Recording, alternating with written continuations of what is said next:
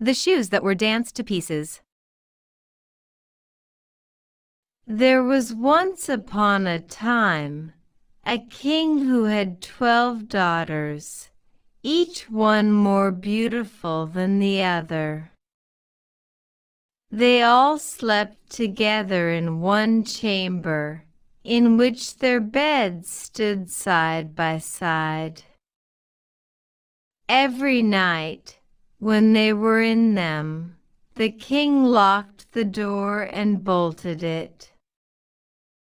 But in the morning, when he unlocked the door, he saw that their shoes were worn out with dancing, and no one could find out how that had happened.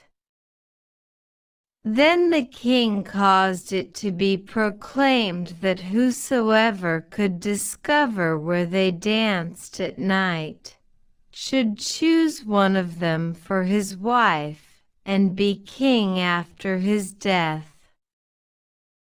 But that whosoever came forward and had not discovered it within 3 days and nights should forfeit his life.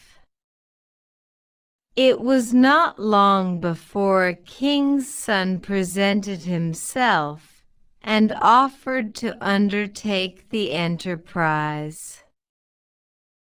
He was well received, and in the evening was led into a room adjoining the princess's sleeping chamber.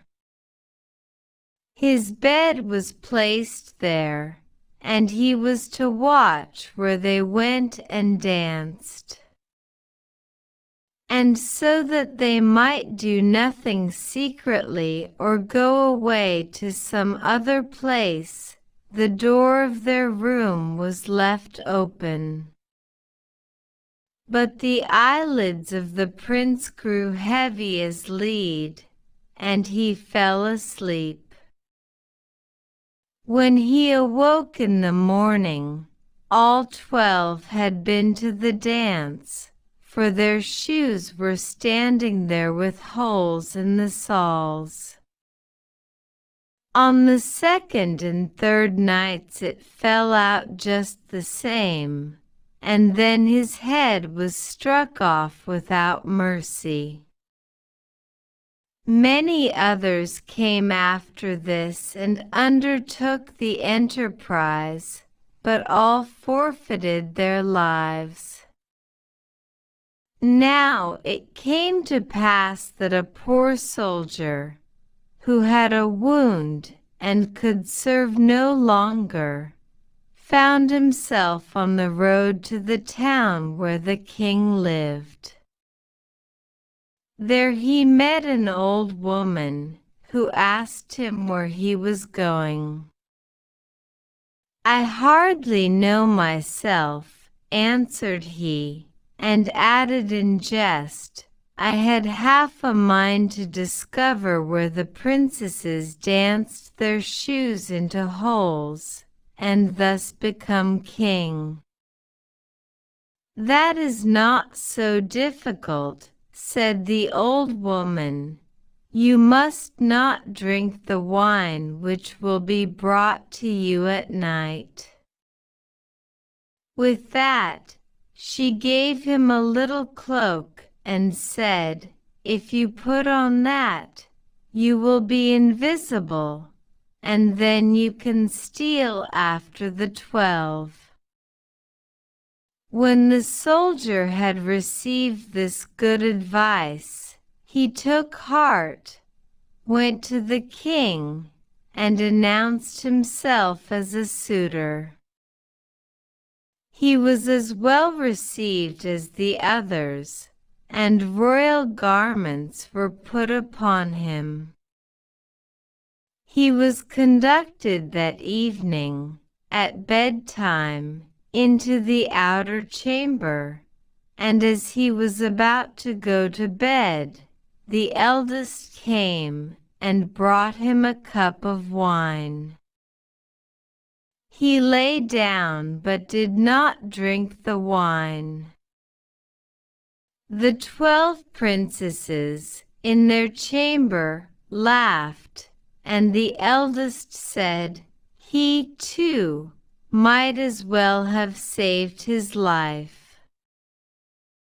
With that they got up, opened wardrobes, presses, cupboards, and brought out pretty dresses, dressed before the mirrors, sprang about, and rejoiced at the prospect of the dance. Only the youngest said, I know not how it is. You are very happy, but I feel strange. Some misfortune is certainly about to befall us.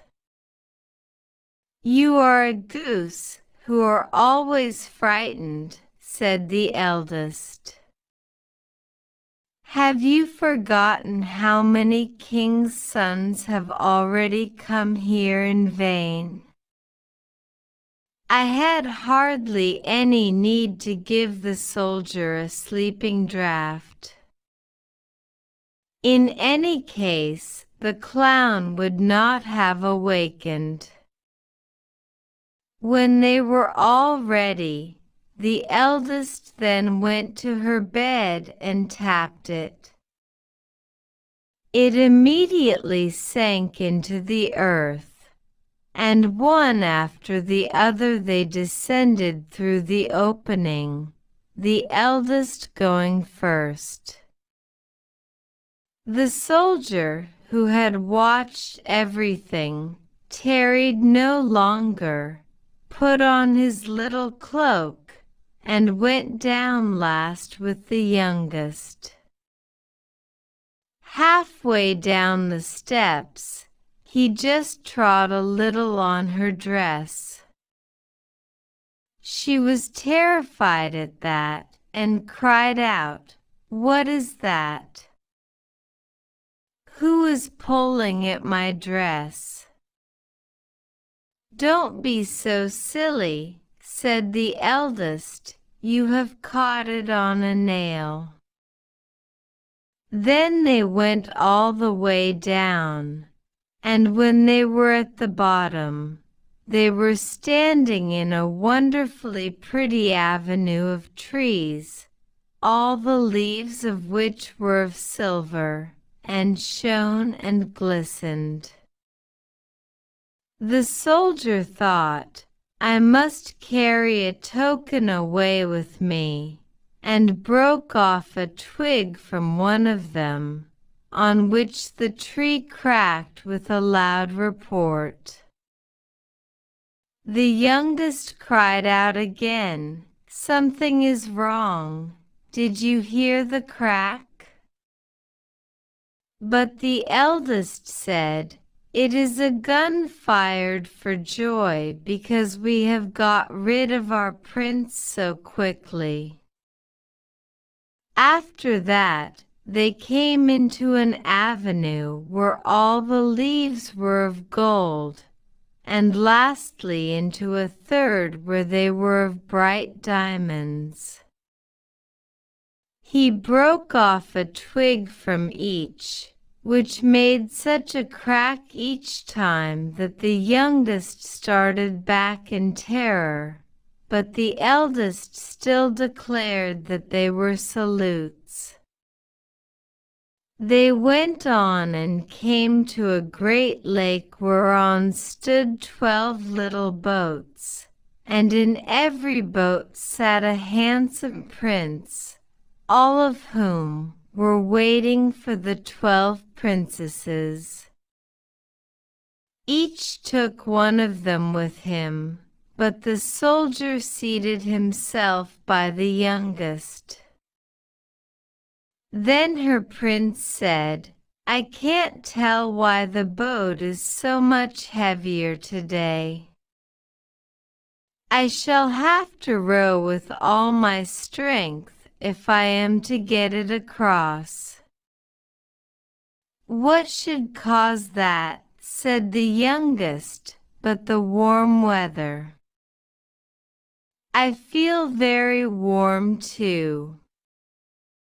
On the opposite side of the lake stood a splendid, brightly lit castle, from whence resounded the joyous music of trumpets and kettle drums. They rode thither, entered, and each prince danced with the maiden he loved, but the soldier danced with them unseen. And when one of them had a cup of wine in her hand, he drank it up, so that the cup was empty when she carried it to her mouth. The youngest was alarmed at this, but the eldest always made her silent. They danced there till 3 o'clock in the morning, when all the shoes were danced into holes, and they were forced to leave off. The princes rowed them back again over the lake, and this time the soldier seated himself by the eldest. On the shore, they took leave of their princes and promised to return the following night. When they reached the stairs, the soldier ran on in front and lay down in his bed, and when the 12 princesses had come up slowly and wearily, he was already snoring so loudly that they could all hear him, and they said, "So far as he is concerned, we are safe." They took off their beautiful dresses, laid them away, put the worn-out shoes under the bed, and lay down. The next morning, the soldier was resolved not to speak, but to watch the wonderful goings-on, and that night again went with them. Then everything was done just as it had been done the first time, and they danced until their shoes were worn to pieces. But the third time, he took a cup away with him as a token. When the hour had arrived for him to give his answer, he took the 3 twigs and the cup and went to the king, but the 12 princesses stood behind the door and listened for what he was going to say. When the king put the question, "Where have my 12 daughters danced their shoes to pieces in the night?" he answered, "In an underground castle with 12 princes," and related how it had come to pass, and brought out the tokens. The king then summoned his daughters and asked them if the soldier had told the truth, and when they saw that they were betrayed, and that falsehood would be of no avail, they were obliged to confess all. Thereupon the king asked which of them he would have for his wife. He answered, "I am no longer young, so give me the eldest." Then the wedding was celebrated on a self-same day, and the kingdom was promised him after the king's death. But the princes were bewitched for as many days more as they had danced nights with the 12.